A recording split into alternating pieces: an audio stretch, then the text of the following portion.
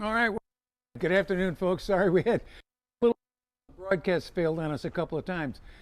This is Jim Hodson behind the camera this morning with Gary Goff in front. We're here at the Fort Worth Aviation Museum, home to the most touchable warbirds in Texas. It is Memorial Weekend, and our event today is called Cockpits, Cockpits. We've got a couple of new cockpits that we've acquired recently, and we thought we would show those to you. They're simulator cockpits, but then we thought we've got a number of cockpits here, and we thought we'd do a little bit of a history of cockpits. So the one we're standing here by, this is a T-37, and it's a CBT, Cockpit Trainer and Procedures Trainer, CPT, Cockpit Procedures Trainer. And this is a T-37, and I have spent, unfortunately, some time in this thing.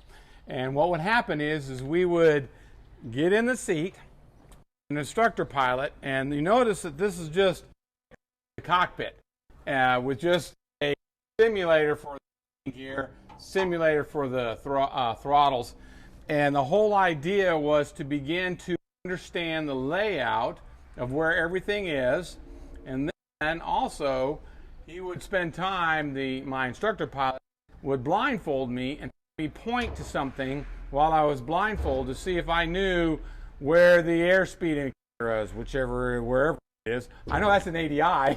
It's been a while since I've been in here. And all the different instruments, where the switches would be, where the gauges would be, so that when I went into the actual simulator that had all of this stuff working, that I would be able to know what to do, when to do, and where to do it. These are, it had much better seats in it back in the day, but you'll see things like an ejection handle. We would go over procedures. We would go over not only normal procedures, but we'd also look at some of the abnormal procedures and what to do. From this cockpit procedure trainer, we go a little bit advanced. and this thing didn't move, right? Doesn't move. None of mine in the 80s moved. First time I got to a full motion was at the airlines. I assume the same with you. Yeah. That was the first time we'd ever seen a full motion. Not exact full motion, yes, but the first airplane we had was a T-34, and we'd have 3x5 cards, and we would, with the procedures on them, and we'd sit in these for hours going through the procedures, touching the things. It was just so you knew them, and the blindfold cockpit check was supposed to be a simulation of losing electrical power at night, and that thing. So the number to go look at, again, does not have in it, but it is one of the new cockpits we've got for the RF-4. I flew the RF-4, so I'm going to give the camera, and I'm going to climb in that cockpit, and we're going to talk about that. This is cool. This airplane is cool. I've got some time, not anywhere near, but a small amount of time in an F-4, and to see this thing is just insane. This is so cool looking.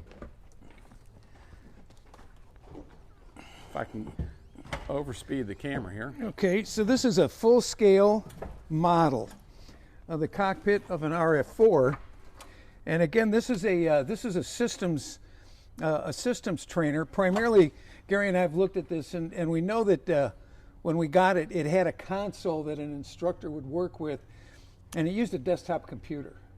Really? Yeah. A desktop computer. I love it. But based on what's real in here and what's not, you'll notice we've got some flat screen items up here. One of these is what was referred to as the periscope that we looked through for some of the photography work we did. But you'll see the rest of the instruments are essentially flight instruments. So this one would be for the purposes of instrument training. Yes. And procedures training. So you've got the normal stick, which moves, and the gear, which would move up and down, and of course you've got throttles here, and you could go into afterburner with them and that kind of thing, just make jet noises. But otherwise, this is just like the cockpit on an F-4, the front cockpit. This is a procedure trainer for the pilot. Now on the RF-4, we had a number of different sensors. We had forward-looking cameras, we had oblique-looking cameras, we had panoramic cameras. Wow. And we also had a side-looking radar. And the controls are all here to select the camera station that you need to, loading film, unloading film. pressure clock. It's got all of the other stuff here, except the two big ones up here were the periscope, that you would physically be looking through the periscope magnified at outside. Now, when you say a periscope, think of as the stuff on submarines where the handles come out and the guy puts his face right up against there. Do you put your face up against this thing? No, you didn't need to, because what you're actually looking at, and you can see the clearance. You can change from 1,000 to 250 to 500, and you can change the magnification on this thing. There was actually a physical optical periscope that went from the cockpit down through the nose and looked outside of the airplane, along with the forward-looking camera. Wow. So you would see what the forward-looking camera was seeing. I also mentioned to Gary that we had a little thing in here that was referred to as a monocle. It was sat on the side of the cockpit, and it was a kind of a multi-armed little device with a little round monocle, like a visual monocle. Like you see the British guys wearing on their or the Germans. one eye, or the Germans.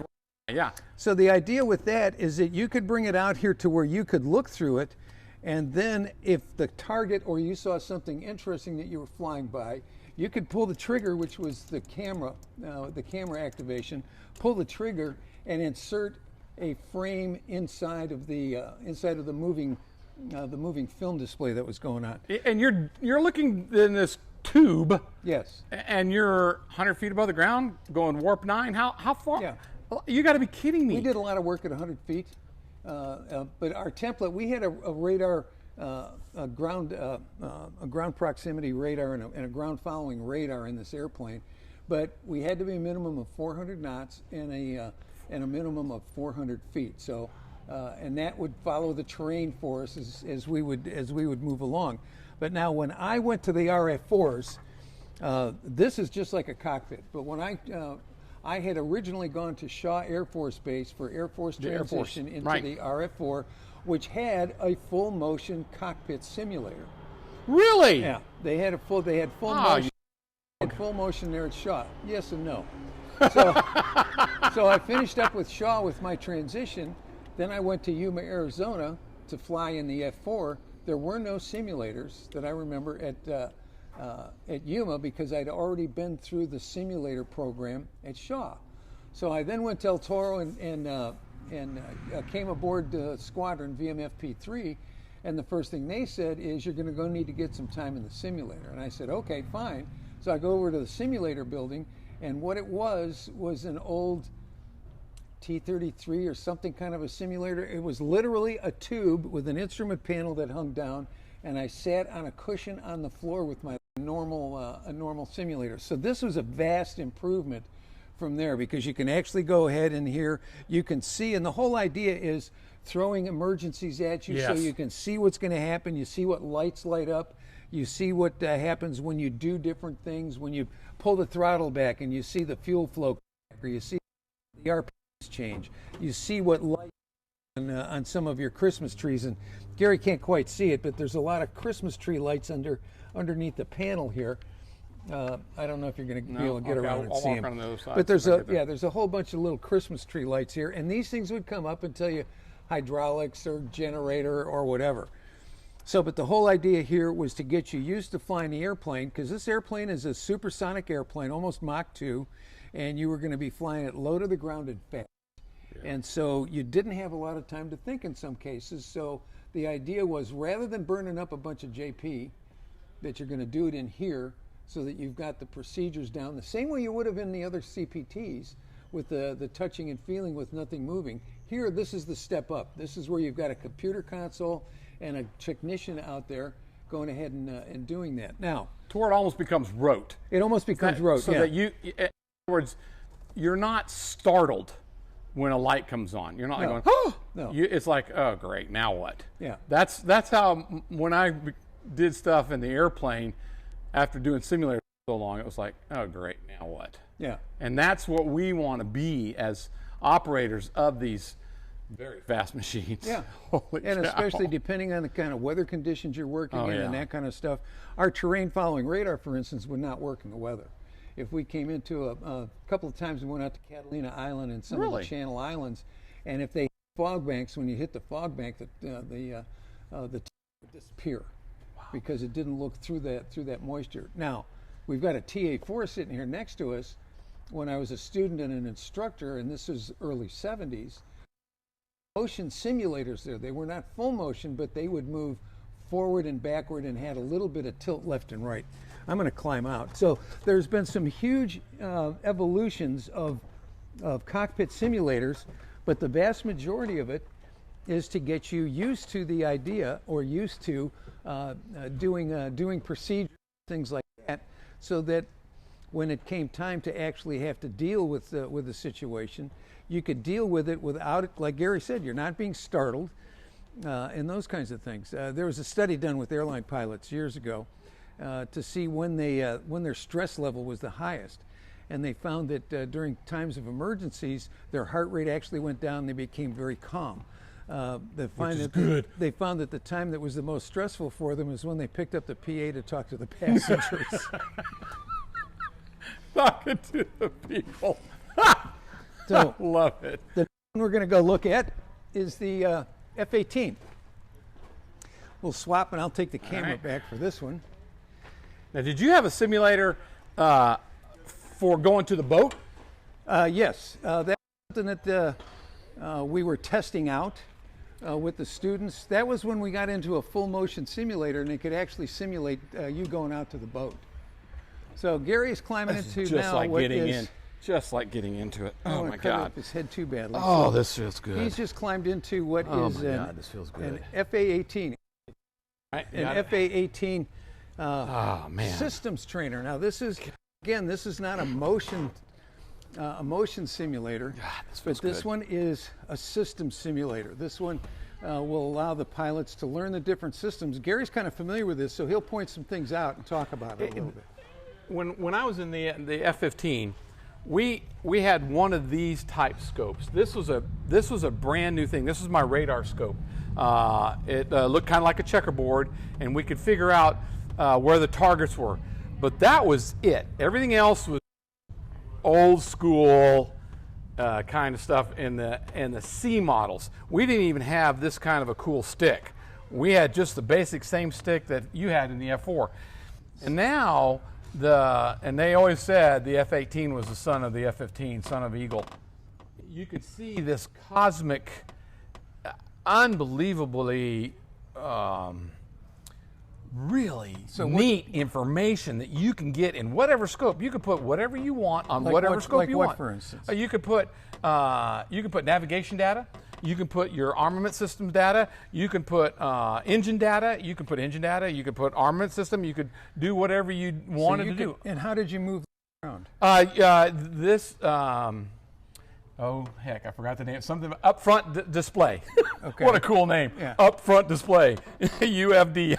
And you would type in and be able to move whatever switch it was to be able to put it into whatever scope you wanted. Our armament display was all push button, like this. There was no TV screen. Okay. This is all TV, the heads up. Did you know that you could take the heads up display and you could put it down here in one of these scopes? Really? Okay.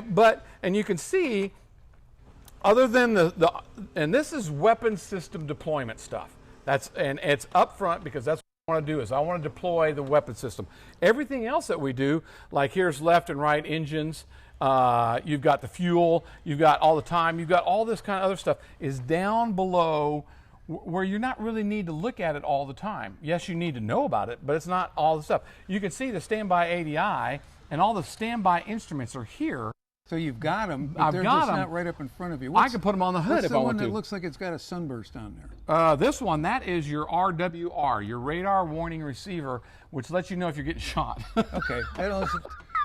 So that's what we called the raw gear. Yeah, and raw gear, and we had in the OV-10, I think we had ALR 46, right? Which is what I think I saw in the F4. It's a very similar type of thing. Mag, compass, everything. But now on the side panels is where you do all of your all the cool stuff. And the neat thing about it, it goes all the way back here. So this is a full cockpit. This is a full cockpit, like you or F4. All the stuff is back here, and you can go all the way back in the back and put instrument lights, ICAS, your FLIR pods, because all you're doing is you're moving a switch to set it. After that, you don't care. Okay. So that's the reason why it's down here where I don't need to get to it. This is all the stuff I need to manage the jet and manage the deployment of those weapons in the jet. So here I am, a brand new F-18 guy. I get in the squadron, I've read the books, I've passed the written test. Now I'm in the simulator and I'm actually learning how to do all these, employ all this weapon system, and then dial a disaster. Then the instructor pilot is going to give me a problem. And you said the panel lights, right. It's right, that go like that. That's way down here. So one of these little bitty lights come on. That's why you got to have 20/20 vision, because it's really small here. All these things start happening, and you've got a checklist and a deployment stuff on here. So I read my checklist on how to deal with the emergency problem or the abnormal, and still employing the jet or RTB, which means return to base. So one of the things people maybe are totally aware of is you're in this airplane now in a short sleeve shirt and Levi's, but when you were in here in a flight suit, you had on a survival vest. I had all you on. had on a parachute harness. All this stuff. You had on. Oh yeah. That's why the seat had to get way back. You had on a helmet and everything else. Big helmet. And so you are, in many respects, kind of confined in here. Very so. And the thing we're looking at is this is not a full motion simulator. So this doesn't even get you to the point of moving around. And what they found with simulators is they don't have to move more than a couple of degrees for you to be able to feel full motion. So I'm going to Because what we do is the same way with playing a video game, you project yourself. Yeah. The mind has a wonderful thing, even though it's only moving, your imagination is so critical in that you actually project yourself into you're doing it. Because I remember that in our simulators in the airlines. Yeah. You'd go, ah! It's things. Yes, sir. What now? I'm going to show them a couple of boxes here. Now, the cockpit itself is not all that came with this. We've got that tall tower, the black tower, and then we also have these couple of devices that are underneath tarps, and then we also have a table, which is a control unit over here. So what we've been told is that this all worked when it came out of. This all worked when it came out of the training.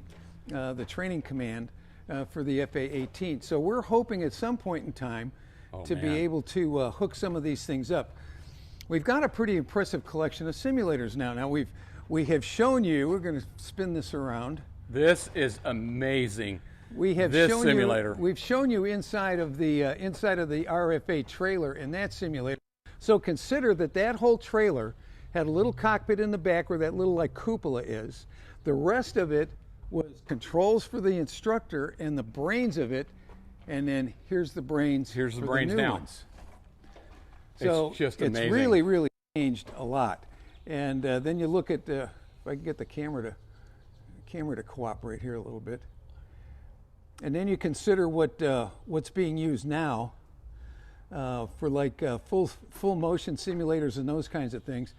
But when I was finishing up as an instructor in the TA4, we were starting to do simulations for going to the boat. And so you could get the cat shot, you could get a cold cat, so that you went off the end of the catapult and it didn't work and you didn't fly, or you had an engine failure coming off the cat. And then from there, you just watch as the boat went over you and then did your escaping. So that's the whole purpose, is to get it to where you're not scared, you're not surprised, you're prepared to do what it takes to finish the job. Yeah. So just showing you a little bit of the cockpit here. This is a full cockpit of exactly what it's like in the F-18, and we're hoping that sometime soon, during part of our expansion planning, that we're going to be able to put one of these things in a facility where you can take real cockpit rides, real simulator cockpit rides. So these are the things that Garry was showing you, that you have to be able to know where these devices are in the dark or without being able to look, because you're sitting in here totally confined in your outfit, suit, and all the rest of the things that you're wearing. And so sometimes you have to be able to reach around and find something and do it in the dark to be able to make it happen. So if we've got some questions, we'd be glad to do that. But we just thought we would show you these. It is Memorial Day, so we hope that you're remembering those who've made holidays and work and living here in the United States possible this weekend. As somebody told me a little bit ago, Armed Forces Day is for people in uniform, Veterans Day is for people who wore the uniform, and Memorial Day is for people who never returned. And so that's the three big holidays that we've got. I know it's special for all of us veterans, Memorial Day in particular. Because we remember, we all know people that did not come back. Yeah, plenty.